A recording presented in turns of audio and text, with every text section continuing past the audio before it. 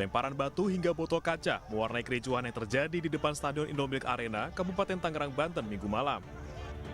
Supporter Persib Bandung mengamuk lantaran dilarang masuk untuk menonton laga antara Persib Bandung melawan tim tuan rumah Dewa United.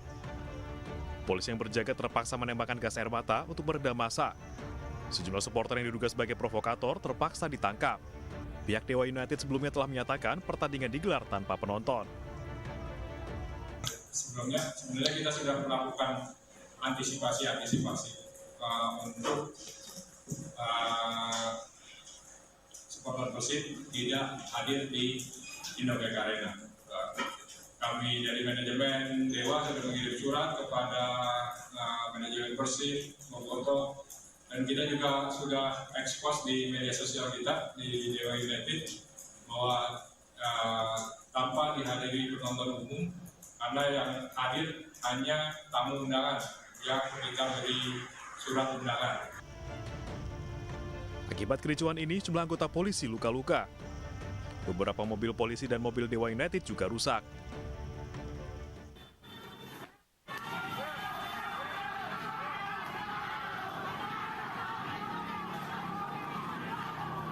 Saling serang antar dua kelompok remaja terjadi di Jalan Pangeran Jayakarta, Sawah Besar, Jakarta pada Minggu pagi. Dua kelompok ini saling serang di tengah jalan dengan menggunakan batu, kayu, botol, hingga senjata tajam. Aksi tawuran ini pun mengganggu aktivitas warga yang tengah berolahraga di Minggu pagi.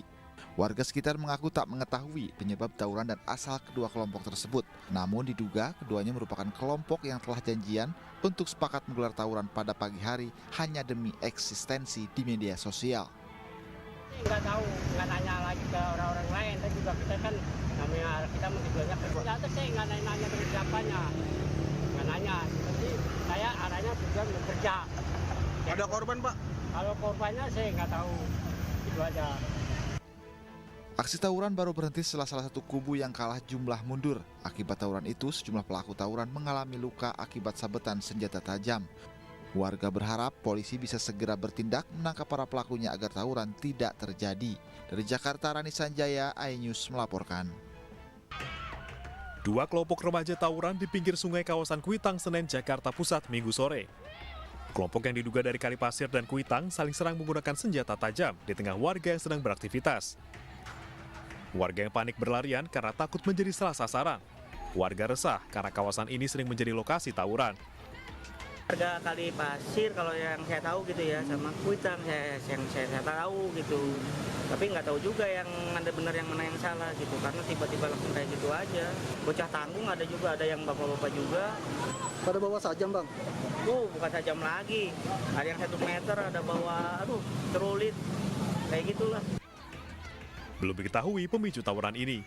Dari Jakarta, Rani Sanjaya, iNews melaporkan.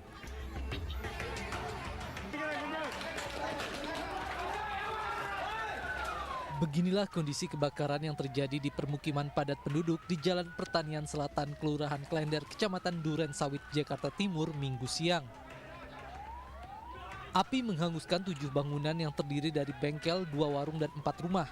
Belum diketahui penyebab kebakaran ini, namun api diduga berasal dari salah satu bangunan hingga membesar dan merambat ke bangunan lain. Terbakar ini ada 7 bangunan, ada rumah, bengkel, maupun ada agen makanan. Namun ke penyebabnya kami belum ketahui, karena kami simpang siur apakah api dari tengah atau dari pinggir. 17 unit mobil damkar dikerahkan guna memadamkan api. Tidak ada korban jiwa dalam kebakaran ini, namun kerugian ditaksir mencapai sekitar 1 miliar rupiah. Sejumlah mobil terseret arus banjir di Gedung Halang, Kota Bogor, Jawa Barat. 1 hujan deras turun pada Minggu sore. Bahkan sebuah mobil yang melintas di Jalan Raya Kaum Sari juga hanyut terbawa luapan arus Sungai Ciparigi. Tim SAR gabungan berusaha mengevakuasi penumpang dan kendaraan yang terjebak banjir. Beruntung penumpang dan kendaraan berhasil lolos dari arus banjir.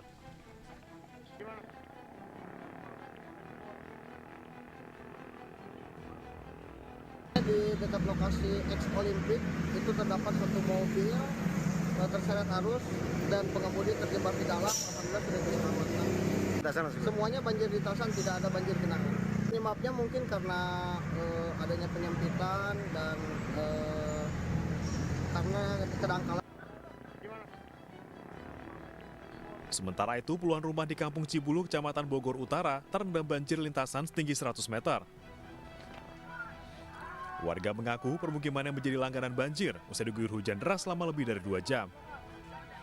Dari data yang dihimpun tim SAR, banjir lintasan melanda 3 titik di kota Bogor, yakni Kelurahan Babakan, Bantarjati, dan Cibulu. Dari Bogor, Jawa Barat, Andi Firmansyah, iNews melaporkan. Lama tak terdengar kabarnya, seorang aktris yang juga pemain film, Nani Darham, meninggal dunia usai menjalani operasi kecantikan di sebuah klinik di Jalan Abdul Majid Raya, Kebayoran Baru, Jakarta Selatan.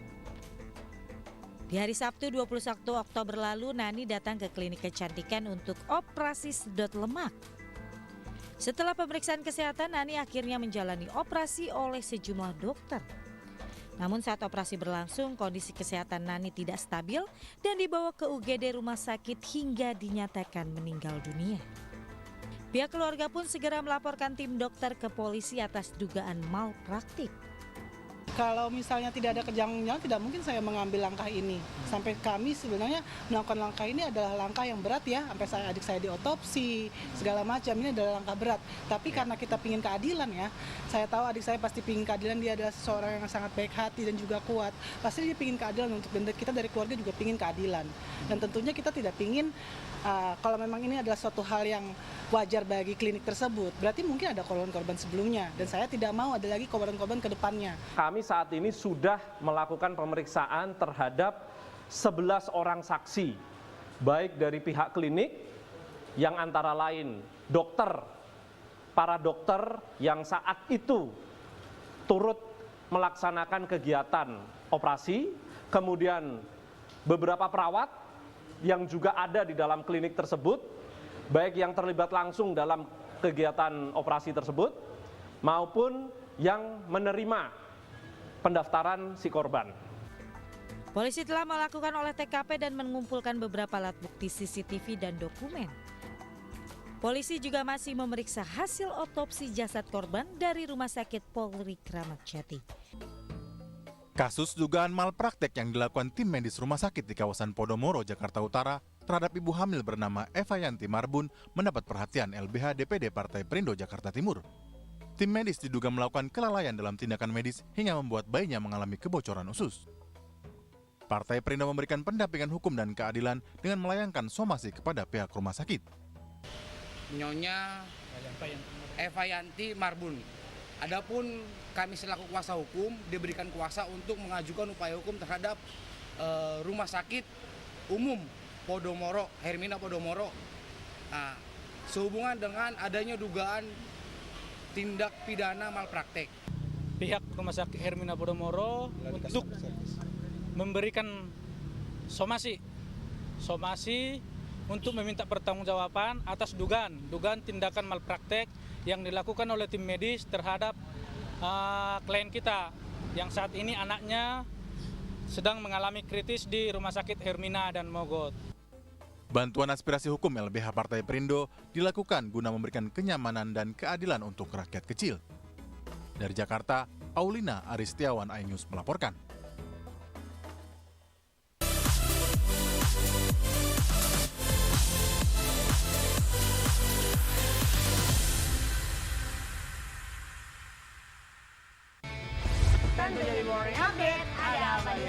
Hadir menemani pagi Anda dengan sajian informasi unik dan menarik. Walabi hutan yang merupakan hewan asli Papua Nugini. Dari Jepang disebut sebagai kare raisu. Menghadirkan bintang tamu yang menginspirasi. Campuran apa ini? Ini lemon. Oh lemon, iya. Kita peres, itu harus dipotongin dengan dekat bagian mata. Kalau Morning Update, Senin sampai Jumat pukul 7 pagi di iNews.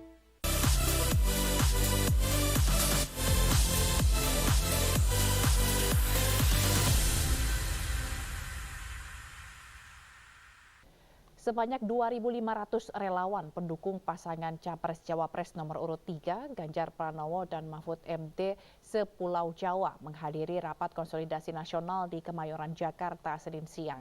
Rakornas juga dihadiri oleh Ketua Umum dari Partai Pengusung Ganjar Mahfud. Dalam Rakornas ini, relawan menerima pemaparan dari sejumlah instansi, diantaranya KPU, Bawaslu, dan Komnas HAM. Pemaparan tersebut untuk menghadapi masa kampanye yang akan dimulai pada 28 November 2023 hingga 10 Februari 2024. Pasangan Capres-Cawapres nomor urut 3, Ganjar Pranowo dan Mahfud MD, rencananya akan memberikan penghargaan atau pengarahan kepada relawan untuk menjalankan kampanye dengan solid dan bersinergi memenangkan Ganjar Pranowo dan Mahfud MD di pemilu 2024.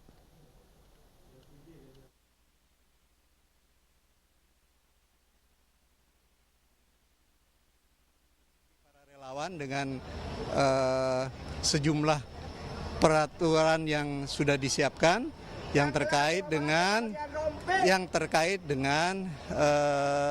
pelaksanaan pemilu 2024. Nah, yang ketiga tentu ini adalah hal yang paling penting karena dalam Rakornas ini juga akan dibicarakan hal-hal strategis apa saja yang harus dilakukan oleh para relawan terkait dengan upaya pemenangan pemilu 2024. Puluhan ribu warga Kabupaten Jember larut dalam lantunan sholawat yang digelar oleh MNC TV di lapangan Jember Edu Garden, Kabupaten Jember, Jawa Timur. Acara akbar sholawat kebangsaan Gema Quran dan sholawat untuk Indonesia sejahtera ini digelar untuk mendoakan bangsa Indonesia agar selalu aman dan damai. Ini untuk kesejukan batin kita. Ini bersatu lintas partai, lintas golongan, lintas sekte dan sebagainya itu bersatu. Ini kan sholawat kebangsaan itu untuk doa untuk kedamaian, untuk kenyamanan, untuk kesejukan, untuk kerukunan. Itu intinya sholawat itu. Saya tidak perlu ngulang karena Pak Mahfud sudah jelaskan, yang jelas sangat sukses. Ini banyak sekali, 50.000 ada. Dan yang saya sangat impress, sangat menghargai ya. Sangat santun, tenang, duduk semua rapi begitu. Sholawat yang dihadiri oleh Ketua Harian Nasional DPP Partai Perindo TGB Muhammad Zainul Majdi ini juga diwarnai dengan pemecahan rekor muri. Museum Rekor Indonesia memberikan penghargaan pemecahan rekor muri Khatam Al-Quran oleh 750 qori yang diperakasai oleh Faida selaku Ketua DPW Partai Perindo Jawa Timur. Dari Kabupaten Jember, Jawa Timur, Maria Elizabeth dan Suryadi, iNews melaporkan. Rakornas Gakumdu dihadiri oleh Ketua Bawaslu Rahmat Bagja, Kapolri Jenderal Listio Sigit Prabowo, Panglima TNI Jenderal Agus Subianto, ketiga calon presiden dan wakil presiden juga turut hadir, yakni pasangan Anies Baswedan Muhaimin Iskandar, Prabowo Subianto Gibran Raka Buming Raka, Ganjar Pranowo Mahfud MD. Rakornas Gakumdu juga bertujuan meningkatkan solidaritas sekaligus menyamakan pemahaman persepsi dalam sebuah penegakan hukum pemilu dalam mewujudkan keadilan pemilu. Rakornas mengangkat tema Gakumdu mengawal pemilu 2024 yang demokratis dan bersahabat. Bawaslu bersama TNI dan Polri menandatangani komitmen netralitas TNI Polri dalam penyelenggaraan pemilu 2024. Dalam kesempatan tersebut, Kapolri Jenderal Listio Sigit Prabowo meminta masyarakat agar jangan terprovokasi dengan adanya hoaks yang bisa memecah belah bangsa. Yang penting masyarakat jangan terprovokasi dengan adanya hoaks, dengan adanya ajakan-ajakan hasutan yang kemudian bisa memecah belah persatuan dan kesatuan. Sementara itu, Panglima TNI Jenderal Agus Subianto juga kembali menegaskan bahwa TNI tidak boleh berpolitik praktis. TNI dan Polri juga telah membuat deklarasi damai di setiap wilayah. TNI aktif tidak boleh berpolitik praktis. Apabila berpolitik praktis akan ada hukuman tindakan pidana ataupun teguran dari pimpinannya. Dan kita juga dengan Polri sudah membuat deklarasi damai di setiap wilayah. Acara yang diselenggarakan Bawaslu bersama kepolisian dan kejaksaan ini bertujuan untuk mempersiapkan penyelenggaraan kampanye pemilu 2024 agar berjalan netral dan damai. Tim Liputan iNews melaporkan.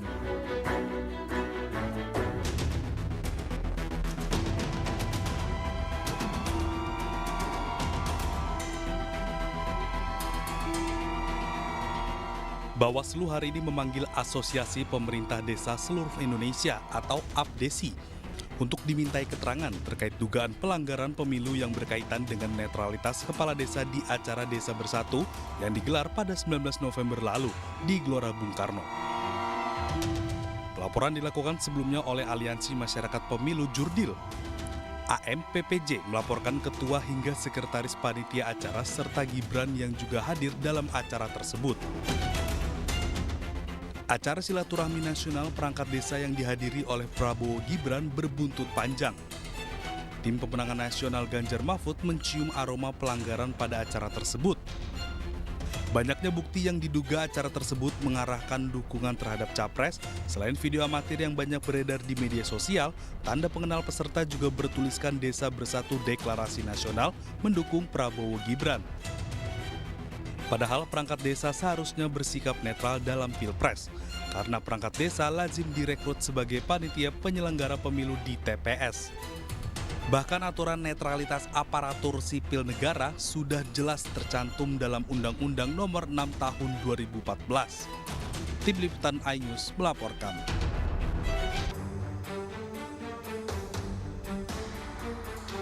Isu netralitas aparatur sipil negara jelang pemilu 2024 menjadi sorotan. Hal tersebut menjadi perbincangan pasca putusan MK yang mengabulkan gugatan batas usia Capres-Cawapres pada pemilu 2024. Dugaan ketidaknetralan terjadi saat perangkat desa dan kepala desa yang tergabung dalam kelompok Desa Bersatu menggelar acara yang diduga deklarasi dukungan kepada Prabowo Gibran di Jakarta. Acara itu pun dihadiri Gibran Rakabuming Raka dan sejumlah elit partai pendukung. Tak hanya itu, isu netralitas pejabat di pemilu 2024 juga mendapat perhatian dari Wakil Presiden RI ke-10 dan ke-12 Yusuf Kala. Menurut JK, pejabat pemerintah yang tidak netral harus mendapat hukuman karena mereka dianggap melanggar sumpah jabatan. Bukan saja hukuman dunia, hukuman akhirat bagi siapa saja yang melaksanakan pemilu ini tidak sebaik-baiknya dan seadil-adilnya. Aturan netralitas aparatur sipil negara tercantum dalam Undang-Undang Nomor 5 Tahun 2014. Pasal 2 menyatakan setiap ASN harus patuh pada asas netralitas dengan tidak berpihak dari segala bentuk pengaruh manapun dan tidak memihak kepada kepentingan tertentu. ASN, TNI, dan Polri diharapkan mampu menjaga netralitas sepanjang gelaran pemilu. Bahkan mereka dilarang menghadiri kegiatan kampanye kecuali bertugas menjaga keamanan. Mereka juga dilarang memasang atribut parpol atau capres-cawapres hingga berfoto bersama peserta pemilu. ASN yang tidak netral bisa terkena sanksi moral hingga sanksi administratif. Dan yang terpenting, seluruh peserta pemilu diharapkan mampu bertarung jujur dan sesuai aturan tanpa menghalalkan segala cara. Calon Presiden Partai Perindo nomor urut 3 Ganjar Pranowo menemui kaum milenial di Pontianak, Kalimantan Barat. Pertemuan berlangsung di sebuah kedai kopi dengan suasana hangat. Dalam perbincangan akrab antara Ganjar dan pemuda Gen Z, Ganjar mendengarkan ide dan menampung masukan dari generasi muda ini. Saya selalu mendapatkan kejutan ketika ketemu anak muda. Ada yang kreatif, ada yang bisa langsung perform, menunjukkan bahwa anak-anak muda kita punya talenta. Yang saya pikirkan ternyata klop. Jadi ada yang menarik datang dari luar Sumawi. Dia berharap bahwa seluruh kesempatan untuk berekspresi, untuk meniti karir itu sama. Maka demokratisasinya mesti dijaga. Keren.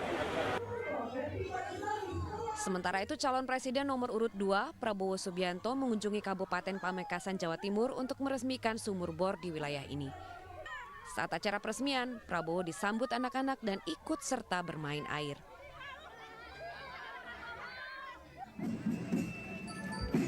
Cawapres nomor urut 1 Muhaimin Iskandar atau Caimin berkunjung ke Kabupaten Subang, Jawa Barat untuk bertemu dengan tokoh Presidium Pemekaran Calon Daerah Otonomi Baru. Dalam kesempatan ini, Caimin diangkat menjadi Bapak Pemekaran Daerah dengan prosesi pemasangan noken. Rumah Sakit Umum Daerah Cianjur, Jawa Barat telah menyediakan 2 kamar khusus bagi calon legislatif yang gagal terpilih pada pemilu mendatang.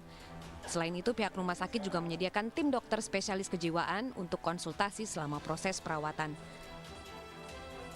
Kalau kita lihat angkanya, kan sudah ditetapkan jumlah caleg itu di 672 ya. Lalu dan kursinya meskipun dapilnya bertambahan tetap di 50 ya. Jadi ada 7% kemungkinan caleg itu bisa menjadi anggota DPRD. Nah, dengan kemungkinan yang kecil itu tentunya juga meningkatkan tingkat stres ya. Sementara itu, di RSUD Oto Iskandar Dinata, Kabupaten Bandung, Jawa Barat juga telah menyediakan dokter dan ruangan khusus bagi caleg yang kalah pemilihan legislatif. Ruangan khusus rawat inap turut disediakan bagi pasien yang mengalami kondisi tertentu seperti gelisah, gemetar, susah tidur, hingga tertekan dan cemas. Inap memang sampai saat ini kita masih belum punya ruangan untuk pasien dengan gangguan jiwa. Jadi kalau arahan pimpinan harus dilaksanakan, kita siap Pak. Karena kita punya potensi 314 tempat tidur yang baru dimanfaatkan itu di angka 250. Pihak rumah sakit bekerja sama dengan berbagai pihak untuk melayani calon legislatif yang mengalami gangguan kejiwaan akibat gagal menjadi anggota dewan. Bimbingan juga akan dilakukan oleh tim dokter serta psikiater berpengalaman, serta diberikan kepada pasien dengan gejala ringan hingga berat. Dari Cianjur dan Kabupaten Bandung, Jawa Barat, Erik Farizal, Muhammad Andi, iNews melaporkan.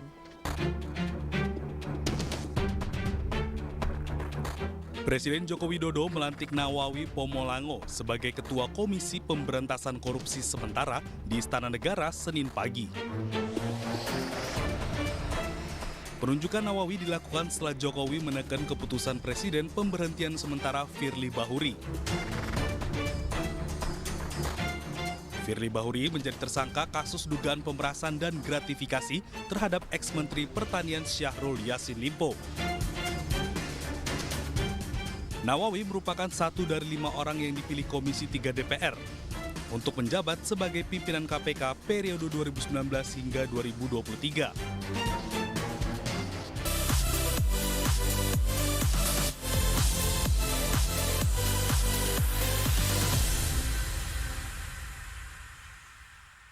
Selamat datang di iNews Today. Lengkapi pagi Anda dengan update informasi terkini. Apa penyebabnya? Apakah karena aspal ruas jalan ini ambles membentuk lubang? Boleh nggak sih dikasih senjata? Nggak boleh. Saya punya di bawah supervisor. Kita akan langsung bergabung bersama Giselia Nurrahmat. Sejumlah bahan pokok mulai mengalami kenaikan. iNews Today setiap Senin sampai Jumat pukul 10 pagi di iNews.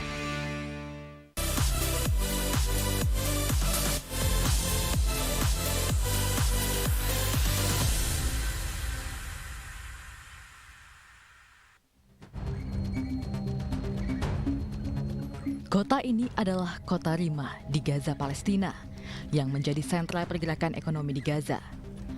Berdiri hotel, kantor berita, restoran, universitas, dan pusat bisnis lainnya.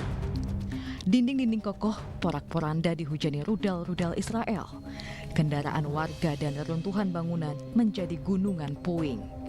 Gencatan senjata Israel dan Hamas telah memasuki hari keempat sejak dimulai pada Jumat 24 November 2023.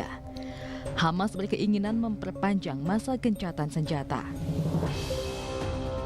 Sinyal perpanjangan gencatan senjata juga datang dari Israel dan Presiden Amerika Serikat Joe Biden.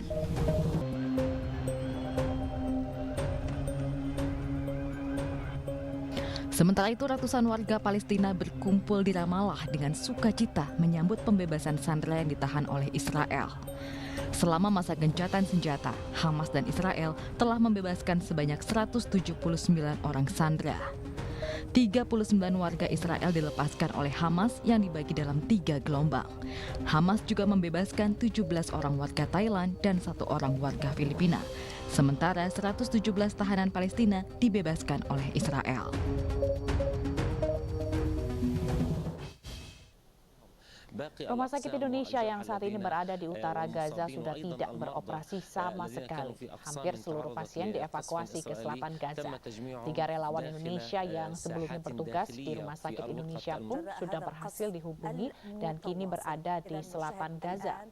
Gencatan senjata selama 4 hari membuat bantuan tahap kedua sebesar 39,6 ton dari Indonesia berhasil masuk ke Gaza. Menteri Luar Negeri Retno Marsudi juga terus mengupayakan gencatan senjata tidak hanya sementara, namun untuk seterusnya.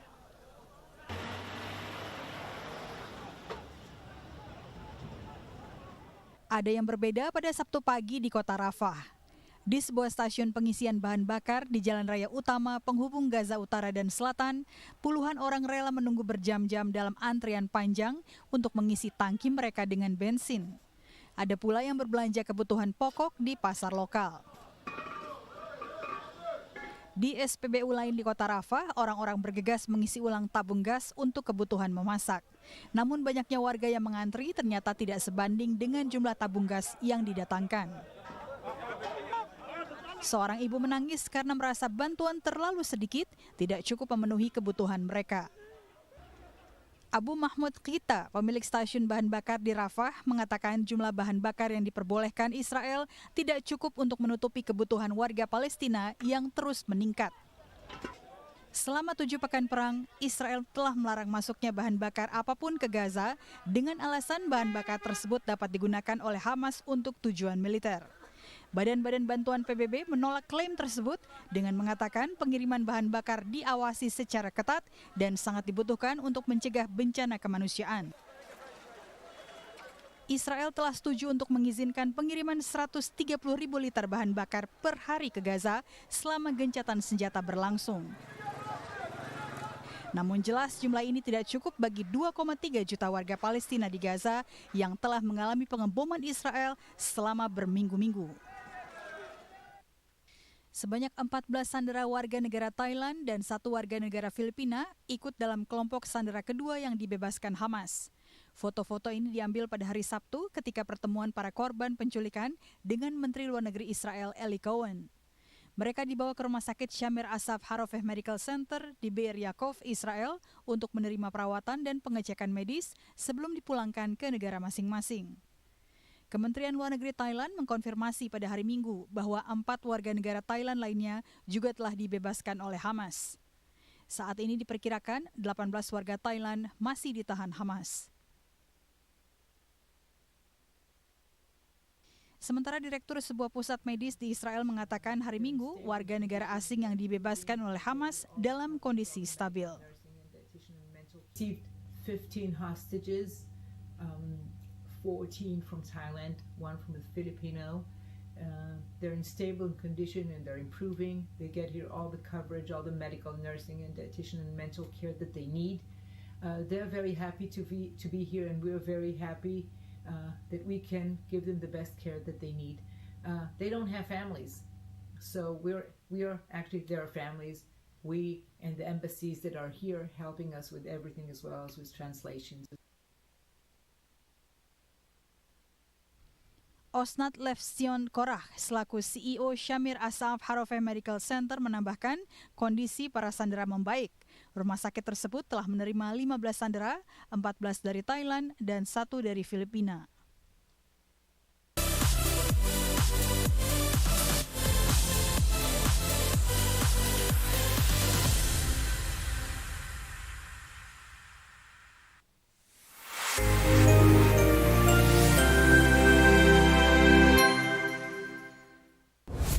Kompilasi seputar keunikan, keajaiban, dan hal-hal menarik di berbagai belahan dunia. Suku Sentinel dipercaya berasal dari Afrika yang bermigrasi ke pulau itu sejak 60.000 tahun yang lalu. Seperti apa sejarah kelam dari tragedi tenggelamnya kapal Titanic? Lantas siapa tokoh di balik anime yang legendaris? OMG, setiap hari pukul 8 malam, hanya di iNews.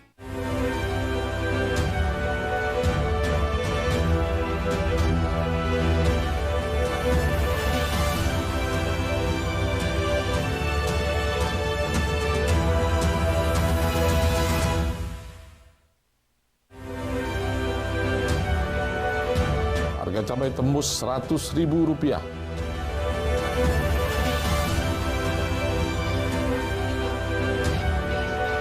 Warga desak pemerintah boikot produk pendukung Israel.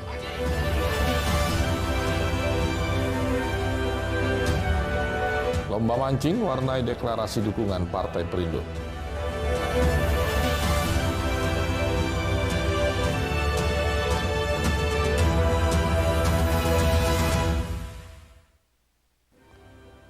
Selamat pagi pemirsa, selain 3 cuplikan berita utama tadi, sejumlah informasi penting lainnya telah disiapkan tim iNews Sumsel. Edisi hari ini Selasa 28 November 2023. Saya Romy Afiansa, inilah iNews Sumsel, selengkapnya untuk Anda.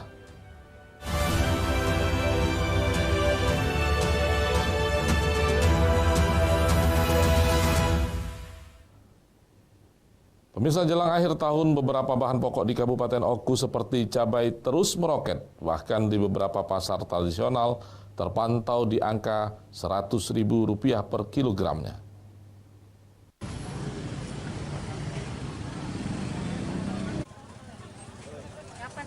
Jelang Nataru 2024, harga cabai di Kabupaten Ogan Komering Ulu terus melonjak. Jika minggu lalu harga seluruh jenis cabai per kilogramnya seharga Rp83.000 hingga Rp90.000, kini merangkak naik di harga Rp100.000 per kilogramnya.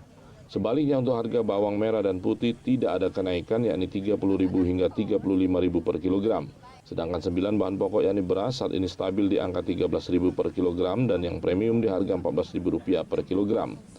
Kepala Disperindak Kabupaten Oku Amzar Ristofa mengatakan terus memantau perkembangan harga pokok di pasaran jelang Nataru untuk pengendalian inflasi daerah seperti sidak pasar yang baru-baru ini dilakukan Disperindak Oku. Keceriaan di pasar itu cukup kalau stok, cuman memang ada kenaikan beberapa bahan pokok, terutama pada minggu-minggu kemarin itu harga cabai kan, pada minggu kemarin masih di angka 88, 90, pada minggu ini, hari ini tanggal 22 November itu 100.000 sudah, jadi sudah ada kenaikan. Ya untuk beras-beras ya, untuk harga komoditi pangan lain seperti bahan pokok beras, minyak itu sudah stabil sekarang ini. Dikatakan Amzar, Disperindak Oku juga telah meninjau beberapa gudang dan agen distributor di Kabupaten Oku untuk memastikan stok bahan pokok aman jelang Nataru. Dari Ogan Komering Ulu, Widori Agustino, iNews melaporkan. Kita beralih ke informasi lain. Dampak musim kemarau yang berkepanjangan 2 bulan lalu menyebabkan harga komoditi cabai terus melejit. Kini harga cabai di pasar tradisional Kayu Agung mencapai Rp90.000 per kilogram.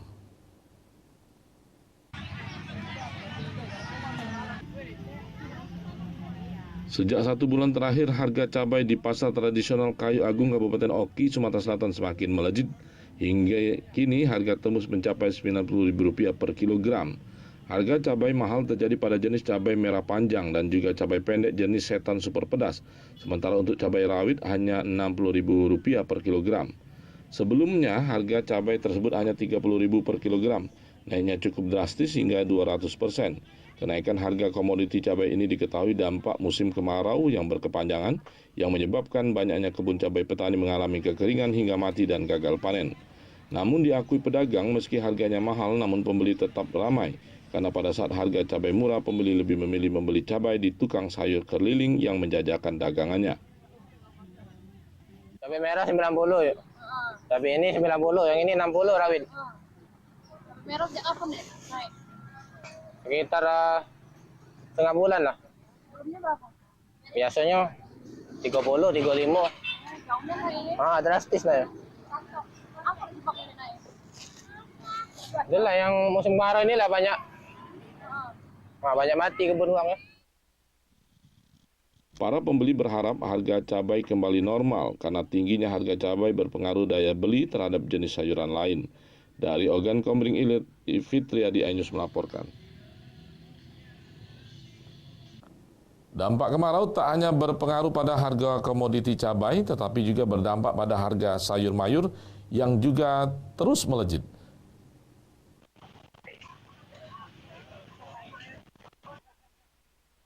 Di pasar tradisional Kayu Agung, Kabupaten Oki, tidak hanya harga cabai yang merangkak naik, tetapi harga sayur mayur juga mengalami kenaikan yang cukup drastis. Tak heran jika omset para pedagang mengalami penurunan hingga sepinya pembeli. Hal ini diakui pedagang akibat dampak musim kemarau yang baru saja berlalu, sehingga stok sayuran menipis dari pemasok. Petani sayur bahkan mengalami gagal panen, kekeringan dan mati hingga produksi panen yang dihasilkan sangat sedikit. Otomatis harga pun menjadi naik mulai dari sayur kentang, wortel, kubis, sawi, brokoli, pari, tomat. Semuanya mengalami kenaikan hingga Rp5.000 per kilogram. Pedagang juga mengaku tidak berani membawa sayuran terlalu banyak ke pasar karena khawatir tidak habis laku terjual karena sepinya pembeli. Apalagi mengingat resiko sayuran yang cepat membusuk jika tidak segera terjual. Ini lagi keadaan mahal. Mahal. Jalan sebulan mungkin. Mungkin dari musim panas tadi mungkin gagal panen mereka itu dari petani itu. Jadi stok sayurnya dikit. Penjualnya omsetnya berkurang, uang belinya dikit-dikit. Pemerintah diminta untuk rutin mengontrol dan menstabilkan harga semua kebutuhan masyarakat di pasar agar ekonomi kembali normal. Dari Ogan Komering Ilir, Fitriadi iNews melaporkan. Pemirsa, tetaplah bersama kami akan segera kembali dengan informasi warga desak pemerintah untuk boikot produk pendukung Israel.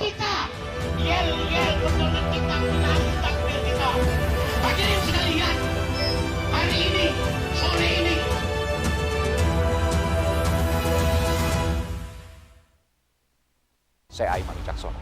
Saya akan mengupas tuntas malam ini. Saya mendapatkan kesempatan secara eksklusif. Bismillah, walaupun itu teman. 4 miliar dalam 1 jam itu nggak sulit. Betul. The Prime Show with Aiman, setiap Rabu pukul 8:30 malam. Saya Prabowo Revolusi, kita berbagi cerita. Rupanya konspirasi itu ini. Oh iya. Apakah jadi capres? Kita setuju. Betulnya saya ini untuk menjadi presiden, saya harus siap. Konspirasi Prabu, setiap Rabu pukul 9:30 malam.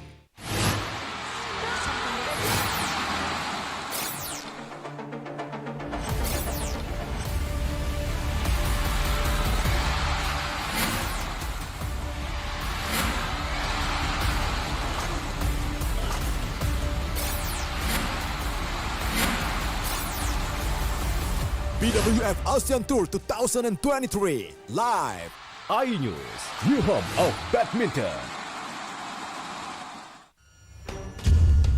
Nuduhan saya menerima 27 miliar. Yang menghina saya, mencaci maki saya. Hukum di negeri ini yang kalau nggak dikawal ilegal berkedok rumah kasus mega korupsi dipicu terkait masalah. Jangan bilang Anda tidak tahu karena kami sudah memberitahukannya. iNews File Sabtu dan Minggu pukul 9 pagi. Selamat datang di iNews Today. Lengkapi pagi Anda dengan update informasi terkini. Apa penyebabnya? Apakah karena aspal ruas jalan ini amblas membentuk lubang? Boleh nggak sih dikasih senjata? Nggak boleh. Saya punya di bawah supervisor. Kita akan langsung bergabung bersama Giselia Nurahmat. Sejumlah bahan pokok mulai mengalami kenaikan. iNews Today setiap Senin sampai Jumat pukul 10 pagi di iNews.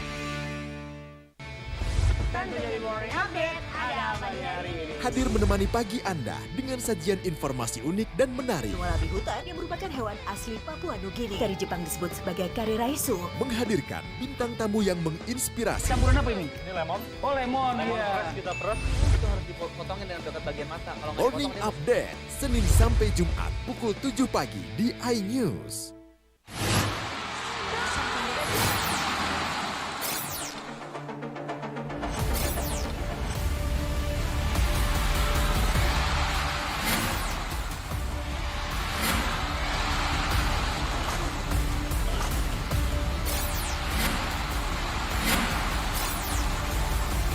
BWF ASEAN Tour 2023 live iNews, new home of badminton.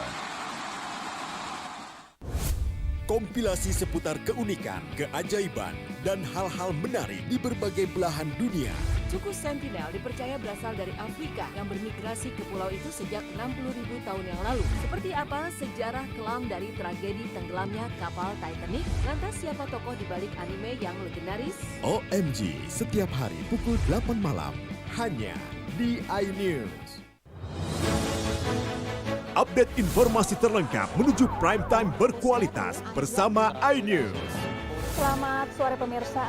Ditindas oleh mobil tersangka. Memanggil mentan untuk dimintai. Coba memadamkan api. iNews sore setiap hari. Sore pemirsa, kita berjumpa di iNewsroom. Warga Palestina Jadikan panggung orasi. umur capres dan cawapres. Yang paling jangkau dan sangat. iNewsroom setiap Senin sampai Jumat. Kita di iNews Prime. Masa dari komunitas Menjaga Dikyang. Akan bahwa secara normal kedua penduduk berada di aman di Jawa Barat. Memiliki komunitas. kepanjangan. iNews Prime setiap Senin sampai Jumat. Inilah iNews Malam. Mengevakuasi korban mas yang salah sasaran. Disertai asap hitam. Bicara pada menit ke-6 di Riau berjalan aman. CIC memberikan tarif promo. iNews Malam setiap hari. Hanya di iNews.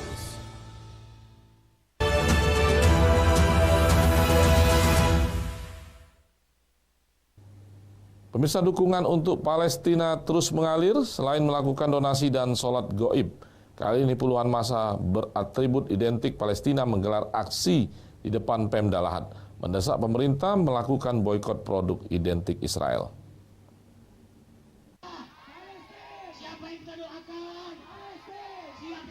Dukungan untuk Palestina kali ini berupa desakan massa agar pemerintah mengambil langkah memboikot produk Israel dan sekutunya. Sebelumnya ratusan massa juga menggelar sholat goib dan penggalangan dana. Dalam orasi singkatnya, massa juga mendoakan masyarakat Palestina segera terbebas dari konflik yang terus terjadi. Secara simbolis, pihak Pemda Lahad juga memberikan dukungan berupa sumbangan dana ke dalam kotak amal yang sudah disediakan massa. Produk yang mendukung pro-Israel. Nah, di sini kami meminta kewenangan otoritas pemerintah Kabupaten Lahad untuk membuat perda atau undang-undang melalui paripurna. Tolong, ini kami masyarakat hampir 90% muslim. Kami merasa dilukai apa yang terjadi di Palestina. Boikot produk-produk yang mendukung agresi Israel terhadap Palestina. Setuju? Allahu Akbar. Sebagai dukungan kebebasan untuk Palestina, massa mengenakan atribut Palestina dan mengibarkan bendera Palestina serta mengenakan sol bendera Palestina di leher mereka. Dari Lahad, Bala Putra, iNews melaporkan.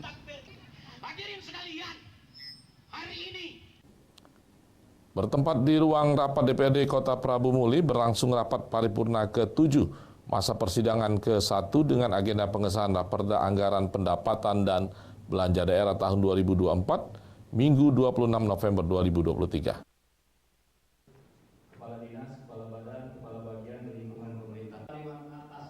Paripurna tersebut langsung dihadiri oleh Ketua DPRD Kota Prabu Muli Sutarno bersama Wakil DPRD serta anggota. Tak ketinggalan pemerintah Kota Prabu Muli yang dalam hal ini dihadiri langsung oleh pejabat Wali Kota Prabu Muli Haji Elman STMM dan jajaran. Ketua DPRD Kota Prabu Muli Sutarno mengatakan bahwa paripurna pengesahan plafon anggaran APBD 2024 berjalan dengan lancar.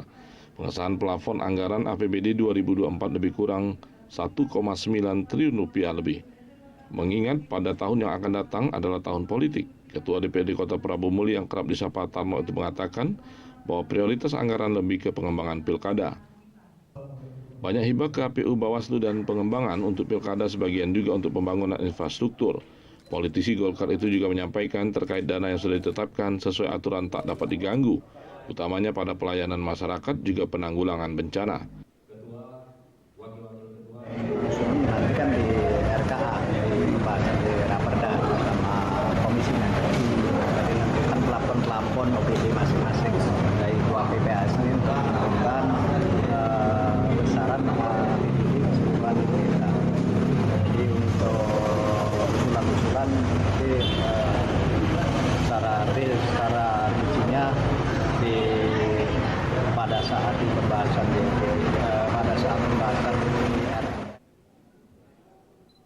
Sementara itu, PJ Wali Kota Prabu Muli Elman mengatakan poin-poin pada RAPBD 2024 resmi disahkan bersama untuk kepentingan masyarakat. Ditanya terkait poin pembahasan RAPBD tahun 2024, Elman menuturkan bahwa semua masih tercakup dalam APBD. Namun masih ada beberapa saran yang harus pihaknya pelajari dan ditindaklanjuti. Sepakatnya bersama-sama, tapi tentunya untuk kepentingan masyarakat. Itu ada berapa poin Pak? Sekarang gitu. Yang mana? Sepakatnya ada berapa poin? Kesepakatan koalisi AS, kesepakatan menurut APBD. Ya, tapi ada saran, ada pendapat, ada kritik. Ya itu tentunya terima kasih dengan Bapak Anggota Dewan. Artinya untuk kami tidak lanjuti kami sikapi. Jadi bersama-sama dengan Dari Prabu Muli, Beri Prima iNews melaporkan. Pemirsa, Dirjen Dukcapil Kementerian Dalam Negeri Teguh Setiabudi berkunjung ke Kabupaten Banyu-Asin untuk meninjau pelaksanaan pelayanan bersama Dukcapil bagi masyarakat Bumi Sedulang Setudung.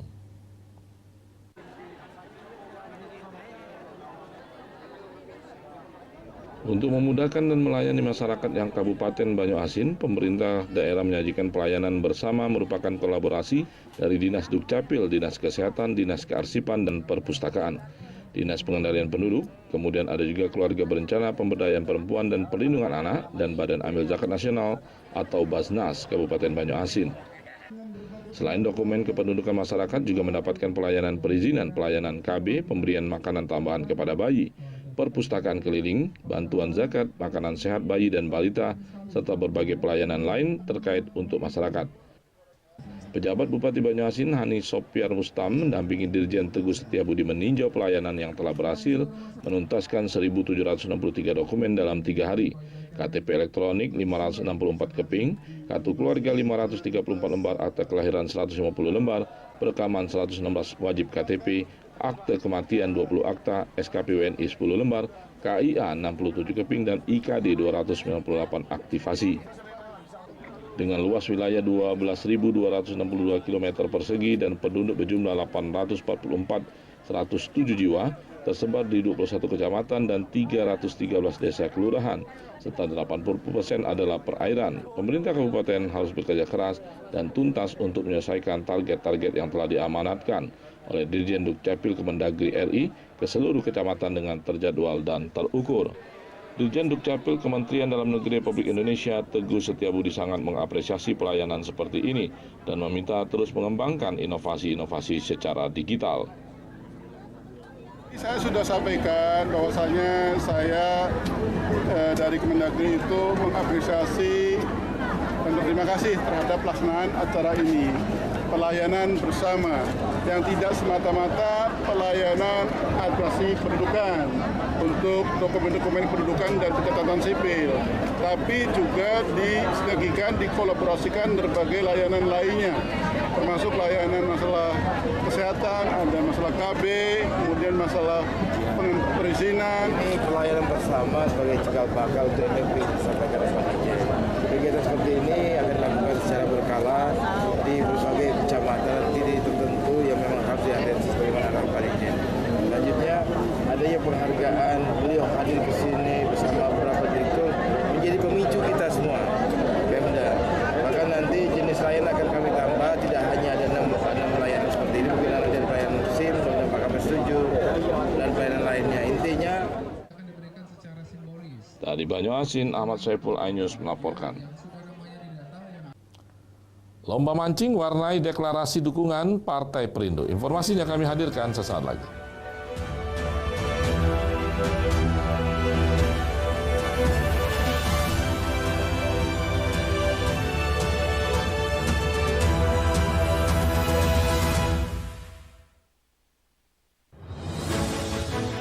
Update informasi terlengkap menuju prime time berkualitas bersama iNews.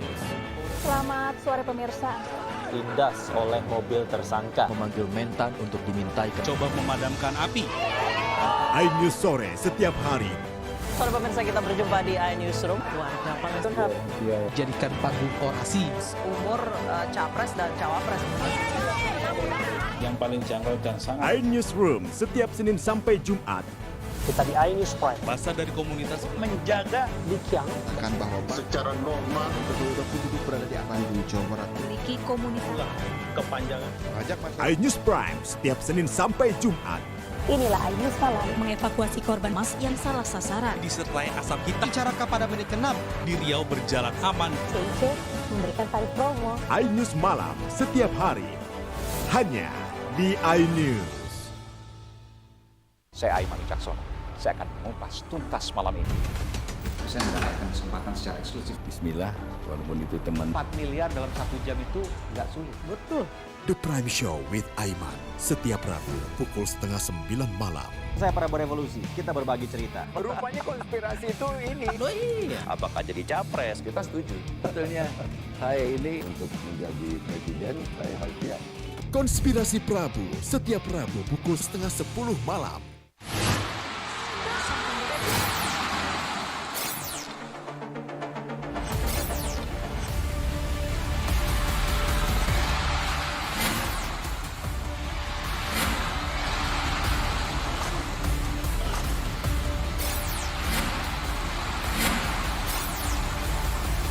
BWF ASEAN Tour 2023 live.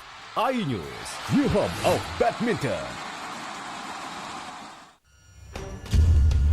Tuduhan saya menerima 27 miliar. Yang menghina saya, mencaci maki saya. Hukum di negeri ini yang kalau nggak dikawal Legal berkedok rumah kasus mega korupsi dipicu terkait masalah. Jangan bilang Anda tidak tahu karena kami sudah memberitahukannya. iNews File Sabtu dan Minggu pukul 9 pagi. Selamat datang di iNews Today. Lengkapi pagi Anda dengan update informasi terkini. Apa penyebabnya? Apakah karena aspalnya luas jalan ini amblas membentuk lubang? Boleh nggak sih dikasih senjata? Nggak boleh. Saya punya Di bawah supervisor. Kita akan langsung bergabung bersama Giselia Nurahmat. Sejumlah bahan pokok mulai mengalami kenaikan. iNews Today setiap Senin sampai Jumat pukul 10 pagi di iNews.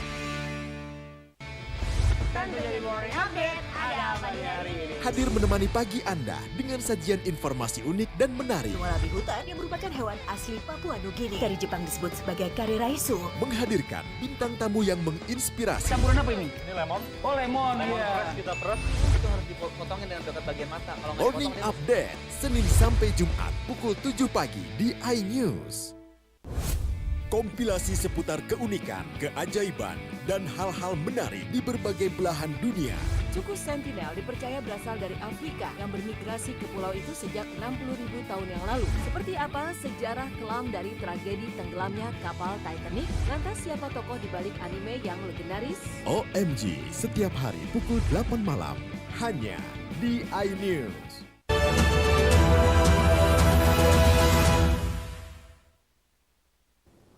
Pemirsa, omset usaha percetakan di Kabupaten Oku menurun 50% jelang masa kampanye dimulai. Pedagang mengaku masa kampanye yang singkat serta faktor medsos menjadi salah satu faktor sepi pesanan.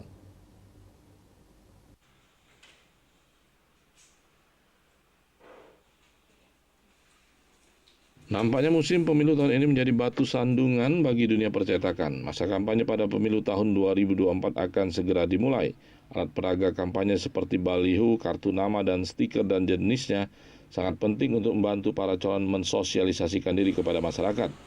Memasuki tahun politik, biasanya usaha percetakan dibanjiri orderan atribut kampanye. Namun di tahun ini pedagang mengaku sepi permintaan. Penyebabnya karena mepetnya masa kampanye serta faktor media sosial yang mempengaruhi. Sumarno, salah satu pengusaha percetakan di Kabupaten Oku, mengaku sepinya permintaan atribut kampanye sudah dirinya alami. Dibandingkan dengan pemilu tahun 2019, masa kampanye bisa sampai 6 bulan. Sedangkan pemilu tahun ini hanya selama 75 hari. Sumarno mengaku omset menurun hingga 50% jika dibanding dengan pemilu tahun 2019 lalu. Kalau kita lihat dari juknis dari KPU, waktu kampanye yang cukup singkat, yaitu sekitar 75 hari.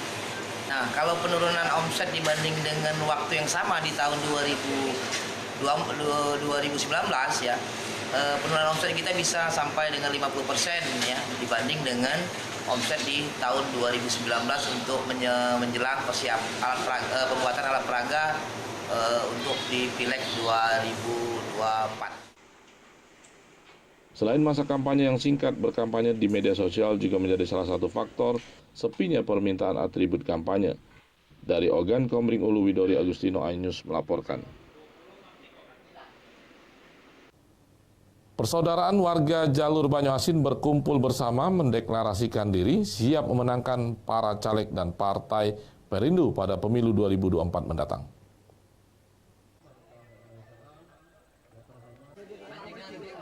Sekitar 750 peserta dari berbagai perkumpulan dan perorangan yang tergabung dalam wadah organisasi Persaudaraan Warga Jalur atau PWJ dan para simpatisan berkumpul bersama mendeklarasikan diri untuk menangkan Partai Perindo dan para calon legislatif dari Partai Perindo. Acara kemudian dilanjutkan dengan lomba memancing di Sungai Muaro Padang tanpa membatasi peserta yang ikut dalam lomba. Peserta juga diberi kebebasan untuk milih spot yang diinginkan, pemancing baik dari pinggir sungai maupun ke tengah sungai dengan menggunakan perahu sendiri ataupun menyewa dengan radius 200 meter baik area darat maupun badan sungai yang telah ditentukan panitia. Bagi peserta yang beruntung mendapatkan ikan dari serunya ajang memancing ini, panitia telah menyiapkan hadiah 3 kategori, ikan terberat dengan hadiah pertama 3 juta rupiah, kedua 2 juta rupiah, ketiga 1 juta rupiah. Ikan terkecil pun mendapatkan hadiah Rp500.000 dan terbanyak hasil Rp500.000. Bagi yang belum mendapatkan hadiah, panitia juga menyiapkan door prize sebagai hadiah hiburan. Ini selain mengkampanyekan diri untuk pencalonan di 2024 mendatang, kita juga mengajak dan menghimbau ke seluruh masyarakat peduli akan lingkungan yang ada di sekitaran jalur ini. Kedepan mungkin kalau apabila saya terpilih dan menjadi anggota DPR, ini proyek kerja nyata yang pertama sekali yang akan saya lakukan adalah membangun daerah objek wisata yang ada di bantaran Sungai Muara Padang itu sendiri. Sebagai ajang yang mengkampanyekan diri untuk pencalonan sebagai legislatif, event ini juga akan dijadikan dasar untuk mengangkat kawasan jalur menjadi aset wisata baik daerah maupun sampai ke tingkat nasional. Dari Banyuasin, Ahmad Saipul, iNews melaporkan. Informasi tadi sekaligus mengakhiri kebersamaan kita pagi hari ini. Terima kasih atas perhatian dan kebersamaan Anda. Sampai jumpa.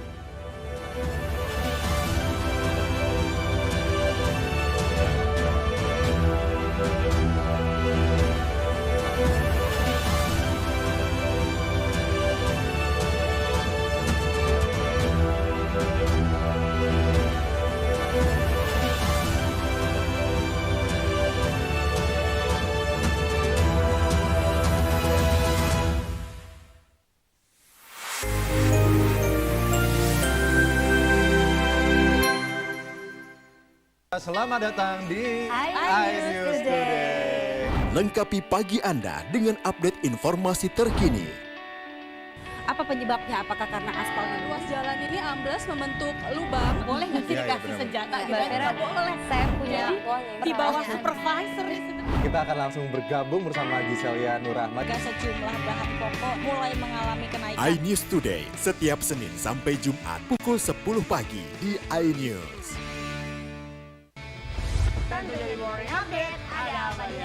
Hadir menemani pagi Anda dengan